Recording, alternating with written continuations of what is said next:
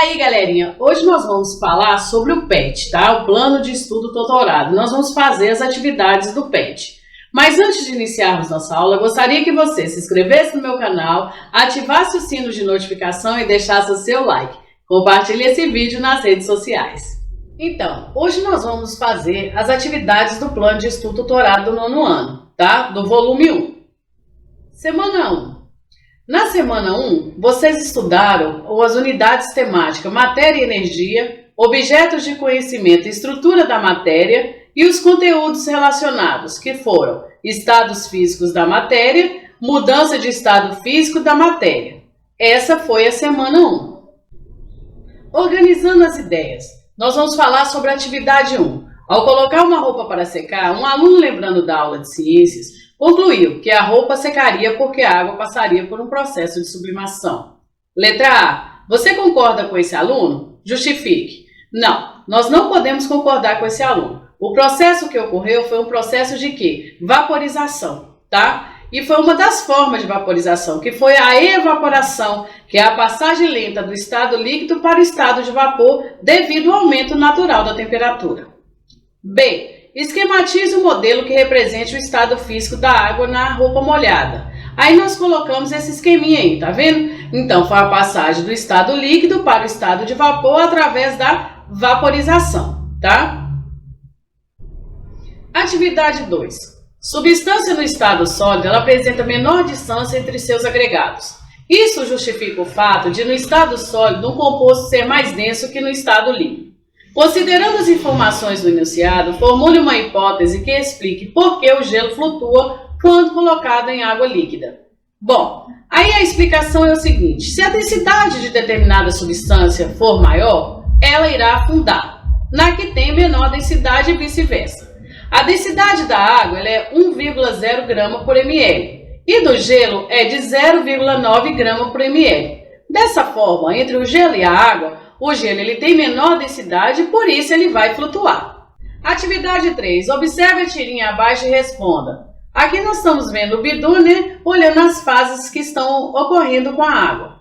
A. Quais os estados físicos da água são representados na tirinha? Então nós temos aqui o sólido, o líquido e o gasoso. Na B aqui, ó. Por que o cão da tirinha fala? Caso de personalidade tripla. Por personalidade tripla, significa as 3 mudanças de estado físico que estão ocorrendo com a água, tá? Então, o que é a personalidade? É um conjunto de características marcantes, né? Nesse caso aí, característica marcante da água. Nós vamos falar agora sobre a semana 2. Na unidade temática, ela foi Matéria e Energia, o objeto de conhecimento e estrutura da matéria e os conteúdos relacionados por estados físicos da matéria e mudança de estado físico da matéria. Então, a semana 1 e a 2, elas são praticamente iguais. Então, nós vamos ver aí as atividades da semana 2. Atividade 1. Algumas pessoas usam as bolinhas de naftalina no armário para afastar traças. Depois de algum tempo, essas bolinhas somem. Qual é o estado físico que se encontram as bolinhas de naftalina antes de sumirem? E depois de sumirem, o que será que aconteceu com elas? Então aí nós temos o seguinte: a bolinha de naftalina se encontra em estado sólido e quando some elas viram vapor. A naftalina ela evapora em um processo chamado sublimação. Passa do estado sólido para o estado de vapor, sem precisar passar para o estado líquido. Então ela diminui nas gavetas, né, quando são colocadas. Atividade 2. Sabemos que o ouro é encontrado na natureza em forma de pedras ou grãos. Qual o estado físico do ouro? Então, o estado físico do ouro, ele é sólido. Atividade 3. Quando colocamos roupas molhadas no varal em dias quentes, percebemos que as roupas, depois de um tempo, ficam secas. Qual o estado físico que se encontra a água nas roupas molhadas e nas roupas secas? Então, aí nós temos nas roupas molhadas, estado líquido, nas roupas secas, estado gasoso. Atividade 4. Ainda hoje é muito comum as pessoas utilizarem vasilhames de barro, moringas e potes de cerâmica não esmaltado para conservar a água a uma temperatura menor do que do ambiente. Por que isso acontece? O barro ele é poroso, permitindo que a água ela passe através dele, parte dessa água evapora. né? O que vai acontecer? Tomando o calor da moringa e do restante da água, que são assim resfriadas. Por isso que acontece, né, da água ela ficar mais fria. Atividade 5. Ao colocar a água bem gelada no copo de vidro, em pouco tempo este fica molhado por fora, devido à formação de minúsculas gotas de água. Para procurar explicar este fato, propuseram duas hipóteses seguintes. Então vamos aí ver a primeira. Se aparece a água do lado de fora do copo, então o vidro não é totalmente impermeável. As moléculas de água, atravessando lentamente as paredes do vidro, vão se formando minúsculas gotas. Então, essa letra ela é correta? Não, ela não é correta, tá? B. Se aparece água do lado de fora do copo, então deve haver vapor d'água no ar. O vapor d'água entra em contato com as paredes frias do copo, se condensa em minúsculas gotas. Bom, essa resposta é correta. C. Qual hipótese ela interpreta melhor os fatos? Como você justifica a escolha? Letra B. Pois a formação das gotículas do lado de fora do copo certamente é a condensação do vapor da água que ocorre devido às paredes do copo estar frias, formando-se as gotículas. Então, a letra B por quê? Porque é um processo de quê? De condensação. Atividade 6. Durante a noite, principalmente frias, o vapor de água entra em contato com as superfícies frias, como as folhas das árvores, as pétalas das flores, a lataria e os vidros dos automóveis e outros. Então, ali o vapor de água passa por uma mudança de estado físico, formando gotículas de água líquida, chamada de orvalho. Qual o nome dado a essa mudança de estado físico? Então, o nome dessa mudança de estado físico é condensação. O orvalho ele é um fenômeno físico no qual a umidade do ar precipita por condensação, na forma de gotas, pela diminuição da temperatura ou em contato com superfícies frias. Nós vamos falar agora da semana 3, né? Porque a semana 1 e a semana 2 nós já falamos. Então, unidade temática que foi estudada, matéria e energia. Os objetos do conhecimento, aspecto quantitativo das transformações químicas. E os conteúdos relacionados, energia e mudança de estado físico, transformações químicas e reagentes e produtos. Atividade 1 da semana 3. Então nós temos aí, reflita sobre o que você aprendeu até aqui e teste seus conhecimentos. Nós temos aqui, letra A, aquecer uma panela de alumínio. B, acender um fósforo. C, ferver água. D, queimar açúcar para fazer caramelo. E E, fazer gelo. Dentre os fenômenos acima, destaque. A, quais são os fenômenos físicos? Então aí os fenômenos físicos que nós temos aquecer a panela de alumínio, ferver água e fazer gelo. B, quais são os fenômenos químicos? Acender um fósforo, queimar o açúcar para fazer caramelo, né? Então nós temos que estar diferenciando os fenômenos físicos dos fenômenos químicos. Atividade 2, leia os trechos abaixo. A, o reflexo da luz nas águas onduladas pelo vento lembrava-lhe os cabelos do seu amado. B, a chama da vela confundia-se com seus olhos. C, desolado, observavam o gelo derretendo em seu corpo, ironicamente comparava-os ao seu coração. D, com o passar dos tempos, começou a sentir-se como uma velha tesoura enferrujada no fundo da gaveta. Analise o contexto dos trechos acima e especifique qual é a transformação ocorrida em cada situação, justificando sua resposta. A, transformação física. Por quê? Não houve mudança na estrutura da substância. Isso é uma transformação que é um processo conhecido como reflexão da luz presente nas superfícies polidas. B, transformação química. Por quê? Essa é uma transformação química conhecida como combustão da vela. C, transformação física.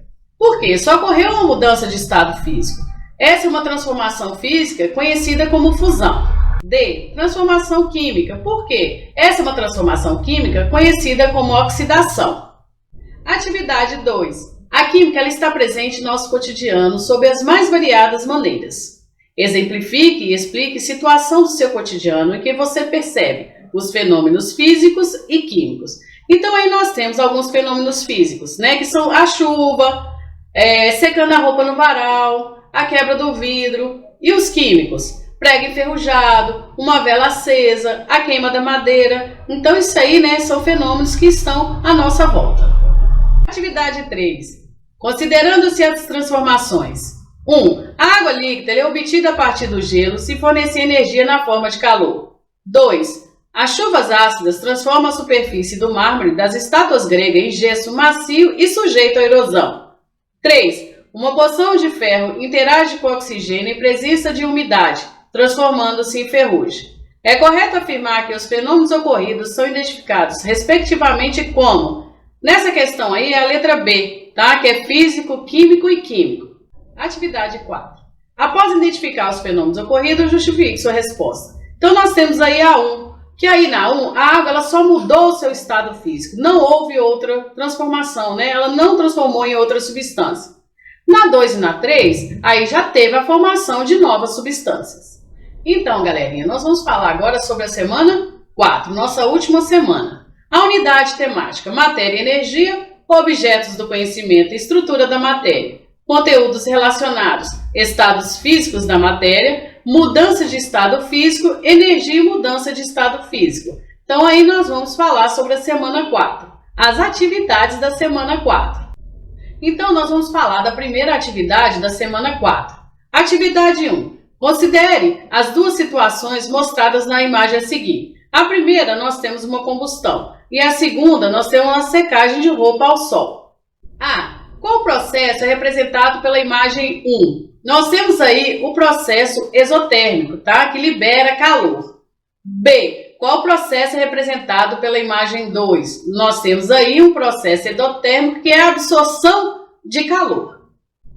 Atividade 2. A figura aqui, gente, ó, ela está representando a mudança de estado físico da água. Classifique cada mudança de estado em endotérmico ou exotérmico, justificando sua resposta. Então, nós vamos falar do endotérmicos.